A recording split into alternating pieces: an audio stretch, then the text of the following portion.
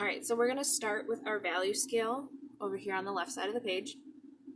So remember, our value scale is just a practice point to see how our medium goes from light to dark. So our lightest values are going to be up here at the top. And then we're going to go to our darkest values down here at the bottom. So for this, you should use a number 2 pencil, not a mechanical pencil, if at all possible. These will just make it so much easier to blend as opposed to a mechanical pencil. One thing I want you to keep in mind, do not use your finger to blend. I know it's super tempting, and it technically works because you're just moving around the pigment and the graphite that's in your pencil.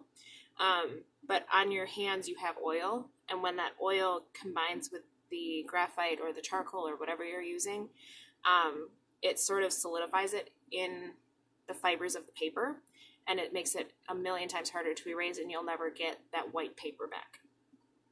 So when we're rendering or shading with pencil, it's all about adding layer upon layer upon layer. So when you start rendering with value, I hold the pencil like this, so this is how it looks in my hand. It gives me more control over the pressure that I'm applying, which is why I do this.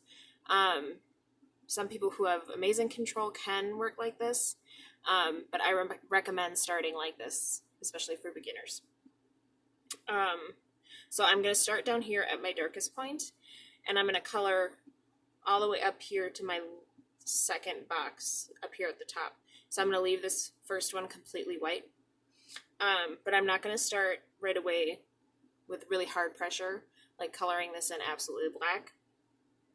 I'm going to come in and I'm going to realize how much pigment comes down with different pressures. So this is like my space to kind of experiment with that. So I want to see how light I can actually press. And notice that I'm moving in a circular motion instead of just vertical lines. If you move in a circular motion, the blending and layering, it doesn't stand out quite so much. So then it doesn't look so streaky. So if you do this circular motion, it's going to look more of an even application.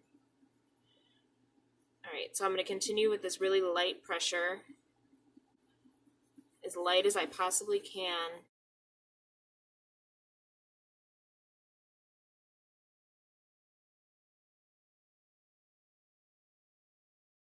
Notice that I'm just going over the lines that are on like this ladder thing that we made.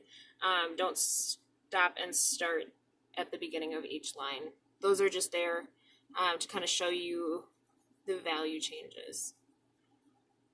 So you can see that I've even crossed over a little bit into my first box. All right, so this is my absolute white, and then this would be my first step in my value scale. So this is going to be my lightest value that I can create with this pencil. So then I'm going to come back down to my darkest, and I'm going to color again up until this third box here.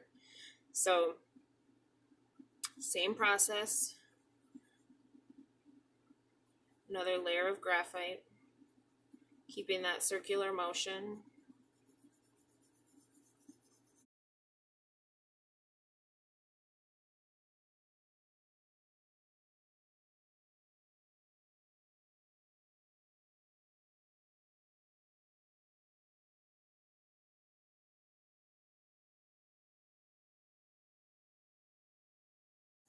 All right, so now you can start to see the step comparison between our absolute white, our lightest value, our next darkest value, and it's going to continue to go on and on. So you're just going to repeat that process, stopping at the next section each time you add another layer of graphite.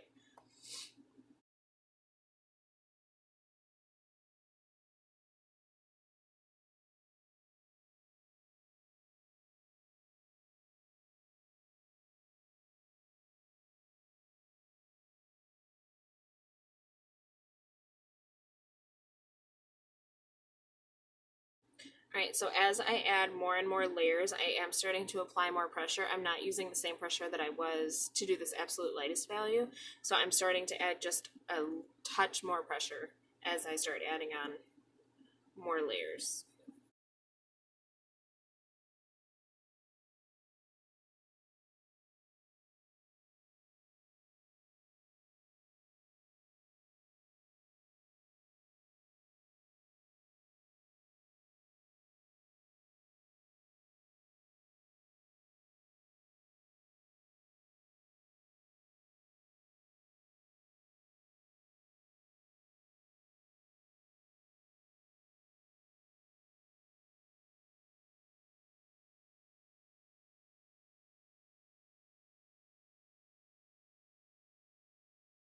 Alright, so that's how you do the value scale. So continuing to add layer upon layer, starting from our darkest point to our lightest point, adding layers and stopping at each section as we go.